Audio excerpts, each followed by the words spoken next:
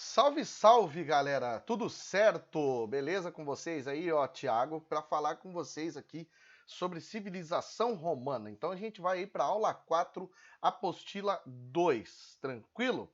Qualquer dúvida que vocês tiverem, qualquer observação, faltou algum conteúdo, depois manda para mim lá no WhatsApp, beleza? Ô, professor, faltou aquela aula lá sobre tal coisa. Manda lá. Agora, ó, apostila 2A, aula 4, beleza? Vamos fazendo esse vai e vem em relação à frente A e à frente B, certo? Sobre a Roma Antiga, é extremamente importante lembrar o seguinte: são três períodos históricos que acabaram desenvolvendo-se aí, tá? A monarquia, que vai de 753 até 509, a república vai de 509 até 27 e o império, que vai de 27 a.C. até 476, até a queda do Império Romano, certo? Na monarquia, então a gente tem a fundação da Roma Antiga, diretamente relacionada aí a lenda dos irmãos Rômulo e Remo, lenda essa que vocês me ouviram falar pra caramba aí lá no primeiro ano, né? Então nós temos aí a fundação do território romano nessa região do Lácio aí, bem no meio da Península Itálica, que na época era habitada aí por gauleses, etruscos, italiotas, gregos e latinos. Então, esse povo acabou convivendo, não necessariamente de forma harmoniosa, mas acabou convivendo e, de certa maneira, acabou dividindo aí o cargo do rei. Nesse contexto, o rei tinha as seguintes atribuições, tá? Tinha atribuições administrativas, militares, jurídicas e religiosas. Lembrando, é claro, que desde a monarquia existe aí o grupo conhecido como Senado, que tem funções legislativas, e a Assembleia, composta pelos proprietários de terra, certo? Foram 7 reis ao todo que perpassaram aí por esses quase 2 séculos de existência da monarquia, até que então a monarquia entra em declínio, principalmente, é claro, por conta do medo que o Senado tinha da concentração de poderes nas mãos dos reis. Por isso que há uma reformulação e surge a República. Mas antes da gente falar na República, vamos lembrar, claro, que essa aí é uma sociedade que economicamente é baseada na atividade pastoril, e essa sociedade divide-se basicamente em patrícios, que é a camada social dominante, são os grandes proprietários de terra, os clientes, que é uma classe intermediária que geralmente se coloca sobre a dependência ou proteção de famílias ricas, buscando aí essa a proteção militar em troca de prestação de serviços e até mesmo grana. E os plebeus, que eram homens livres, sem direitos políticos, trabalhavam como camponeses, artesãos ou comerciantes e estavam sujeitos à escravidão por dívidas. Falando em escravidão, está faltando um grupo político aqui. Eu quero ver se vocês lembram qual é. E se, é claro, não lembrar, depois vai lá e me pergunta, tá? Mas no momento que você lembrar ou se tiver dúvida, me chama para daí colocar aí, que eu quero ver se vocês assistirem esse vídeo, tá? Em relação à República, qual é o objetivo da República?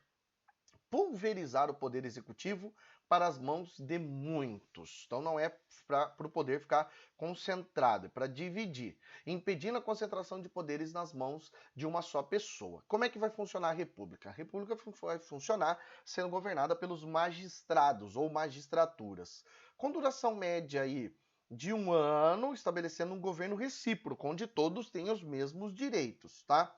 Quem que se destaca aí diretamente como magistrado? Magistrado é o cônsul, tá? Ou que nesse caso aqui são dois, então são cônsules. Eles comandam o exército e presidem o Senado. O Senado, lembra, é uma instituição que existe antes ainda da República, tá? O Senado mantém o seu cargo vitalício e continua com o poder legislativo. E aí tem a Assembleia Centuriata, que é uma assembleia formada pelo Exército com a função de eleger os magistrados. Quem foram esses magistrados? Só lembrando, é claro, né? Que o Senado é uma instituição que vai fazer sempre aí questão de mostrar o seu envolvimento com o povo, já que de certa maneira eles são os representantes do povo, se bem que não sei de que maneira que eles representavam o povo, né? Fazendo leis para o povo que não era. E os cargos das magistraturas aí, além do cônsul. Então nós temos aí, ó, lá em primeiro lugar, né, nessa hierarquia, digamos assim, o cônsul, que é o cara responsável pelo executivo, o pretor, responsável pela justiça, o edil, pela administração municipal, o questor, que é o cara responsável pela cobrança de impostos, e aquele ali, ó, fazendo basicamente ali, ó, um sobe e desce naquela rampia, é o censor. Ele é o cara que é responsável pela contagem da população e também, é claro, pela manutenção dos costumes. Por isso que é uma pessoa aí mais de idade, certo? Aí tá a descrição de cada um deles. Depois vocês podem ir pausando o vídeo para anotar aí a função de cada um deles, com destaque grande para esse cara aqui, ó, o ditador. De vez em quando era necessário, de vez em quando não. Quando fosse necessário, os magistrados escolhiam, então, um dentre eles para ser o ditador, que ia governar em casos extraordinários por um período de 6 meses, quando fossem necessárias aí medidas drásticas, tá? Só quando fosse muito importante mesmo, tá? Resultado, logo com o início da República já acontecem alguns conflitos sociais entre plebeus e patrícios, como por exemplo a revolta do Monte Sagrado. Os patrícios pretendiam fundar uma cidade para rivalizar com Roma, bem próximo ao território romano. Qual foi a saída? Negociar. A partir da negociação, foi criado um outro cargo de magistratura, que é o tribuno da plebe, em 494 a.C., que vai ter participação política, inclusive o direito ao veto. E a partir daí, como vocês já sabem, algumas leis criadas que são consideradas avanços, principalmente, é claro, porque elas podiam ser acessadas por quaisquer pessoas. Entre essas leis, quais nós temos aí? A Lei das 12 Tábuas, a Lei Canuleia, a Lei Licínia e a Lei Ogúnia. Estão aí descritas cada uma à sua maneira e para que serviam, certo?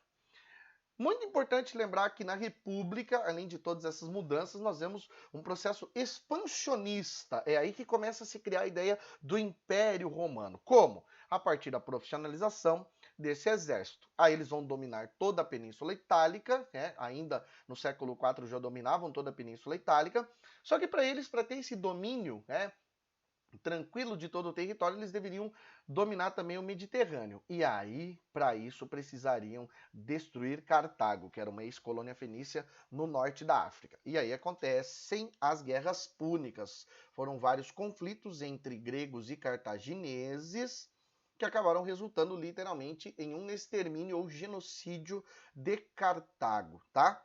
Dentre as principais batalhas que acontecem aí, ou situações que envolvem a guerra, tem a conquista da Sardenha, Sicília e Córcega, que pertencia aos cartagineses, que está aí na costa da Península Itálica.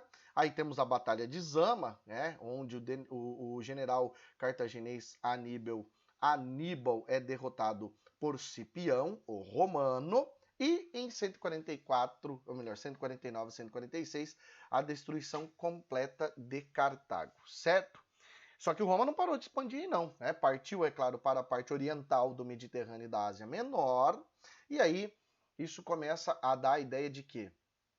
Da formação do território imperial romano. Olha que interessante. Quanto mais terra eles conquistavam, mais escravos eles faziam e, consequentemente, mais gente eles tinham para trabalhar.